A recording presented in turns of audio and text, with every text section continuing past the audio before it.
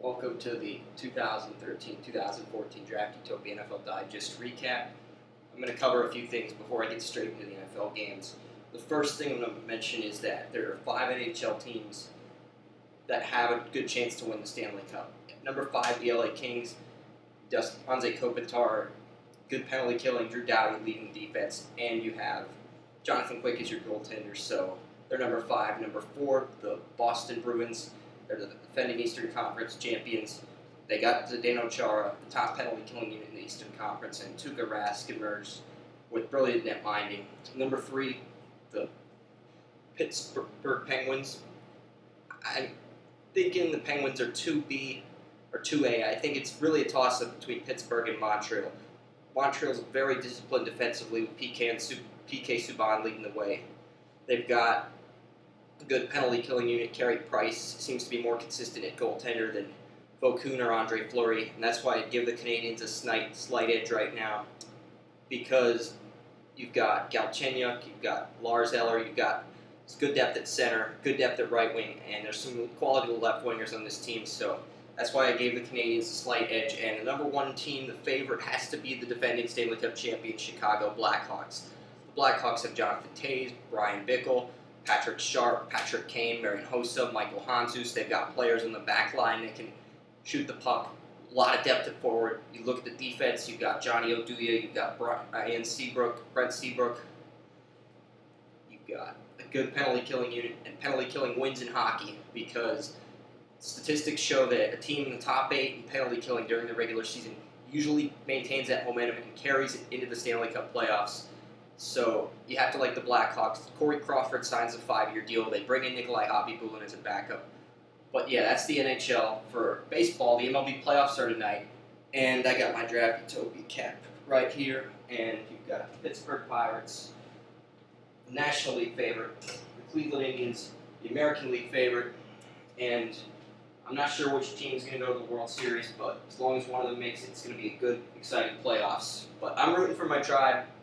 But I think that Pirates probably have a better chance of winning it all. But I'm picking Tribe over the Pirates.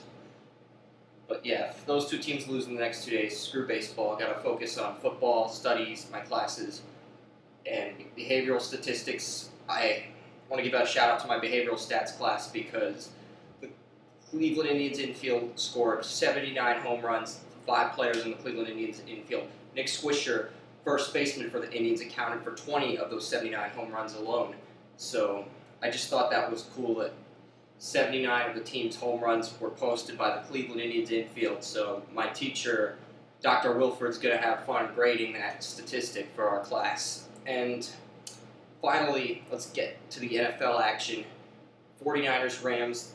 49ers built a lot of momentum in this game. They won without Aldon Smith. Jake Long got injured at left tackle for the Rams, and some stuff happened. Frank Gore had a rushing touchdown. Anquan Bolden made a big catch in the second quarter. San Francisco had literally 0 problems picking apart the Rams' defense. And St. Louis looks like a team that deserves a top 5 draft pick. Simply no answer for San Francisco. Ravens won that game. I think somebody stole Flacco's mighty wings here at Slippery Rock. But I don't know. 5 interceptions, really horrible game for Flacco. Browns win thanks to the arm of Brian Hoyer. Chicago Bears, Detroit Lions. The Lions got off to a 40-16 lead. Cutler threw 3 picks, passing touchdown in the quarter. Lions win 40-32 in an NFC slugfest at Ford Field. Seahawks, Texans, third quarter. Battle gets a field goal, 20-6 Texans after 3. Fourth quarter, Marshawn Lynch. Houston, we have a problem. Captain Skittles invades the end zone. Later in the fourth, Matt Schaub develops Phillip Rivers syndrome. He throws a pick 6 to Richard Sherman, and the Shermanator sends the contest into overtime. Seahawks with a field goal. It's good. Seattle win the comeback victory. Seahawks are now 4-0, and Texans are 2-2 as they lose a critical home contest. And you're right there with the Tennessee Titans, the Indianapolis Colts. Both teams are 2-1 heading into this week, and this was considered a must-win game to some extent. So Seattle really building a lot of momentum. Bruce Irvin's going to be back from his 4-game suspension. Irvin had a strong, better than expected rookie season last year, and they're moving him to right outside linebacker, which fills that hole Seattle had at right outside linebacker to start the year. Seattle's defense will continue to play at a dominant level, barring injury. And even if Russell Okung is out, as long as you got this defense, as long as Russell Wilson makes the right choices, hands the ball off to Marshawn Lynch when you're going up against a quality run defense that was beatable once Brian Cushing went injured, you're going to have a good chance to win a lot of ball games. Colts, Jaguars. Jaguars score a field goal. Colts get a field goal, tied at 3. Darius Butler with a pick 6 off Blaine Gabbert in the second quarter. Colts lead 10-3 at halftime. Trent Richardson in with a 1-yard rushing touchdown. Vinatieri scored, so it's actually 20-3 at halftime. But Andrew Luck kept from throwing a passing touchdown. The Jaguars' pass defense does better than usual. And Andrew Luck, 2 passing touchdowns in the second quarter. Giants-Chiefs game scoreless. Middle linebacker Derek Johnson, 4 solo tackles in the first quarter. Excellent job reading the Giants' offense with tackling instincts and body language early in the first quarter. And after a scoreless first quarter, Alex Smith threw a passing touchdown in the second quarter. 7-0 Chiefs. Kansas City 8-1 in the first down department early in the contest. Giants ball Eli Manning, the 69-yard pass to Victor Cruz, and that would make it 7-7. The Chiefs get 10 more points off that. They're up 17-7. Kansas City goes on to win 31-7. Arizona, Tampa Bay, Mike Glennon to Mike Williams. Glennon looked pretty good making the right throws in his first career start.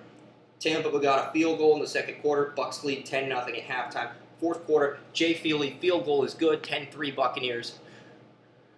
4 minutes, 4 seconds left in the game. Mike Glennon throws a pick 6 to Patrick Peterson. Next play, Carson Palmer throws to Larry Fitzgerald. Fitzgerald scores a critical passing touchdown in the fourth to tie things up.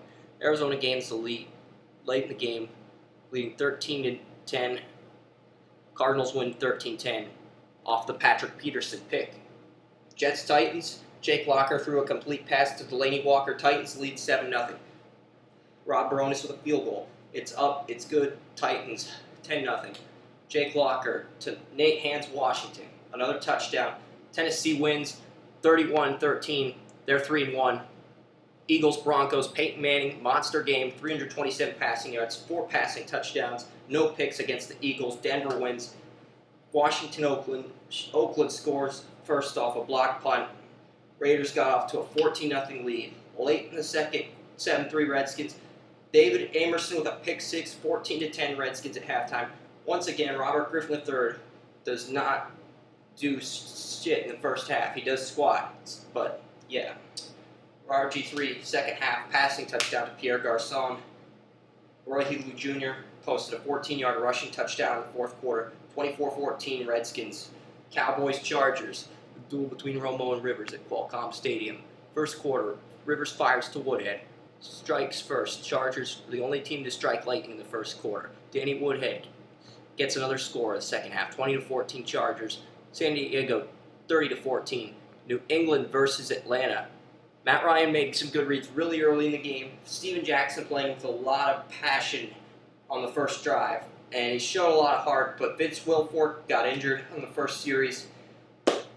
You look at New England, they led 10-3 after they held Atlanta to a field goal. Falcons kept New England scoreless in the first quarter. And it was one of those games where Brady just got his momentum going later in the game.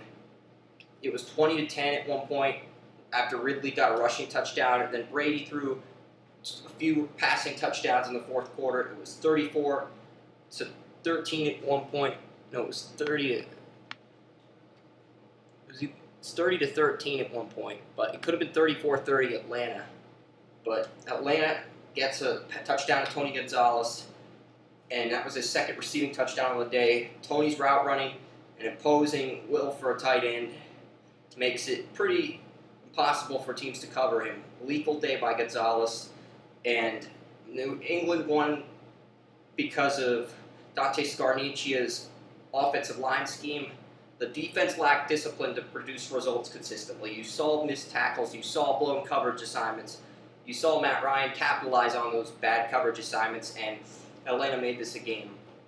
We took care of business early in the fourth quarter to solidify the win, and Aqib Talib's cocky. I mean, he did his stuff early, but when Tony Gonzalez was covering him, he got toasted by Gonzalez, and then late in the game, he just does a dirty bird dance, imitates Gonzalez, and yep. And the Saints won. They won big last night. Drew Brees had 5 passing touchdowns. It was 35-10 Saints at one point.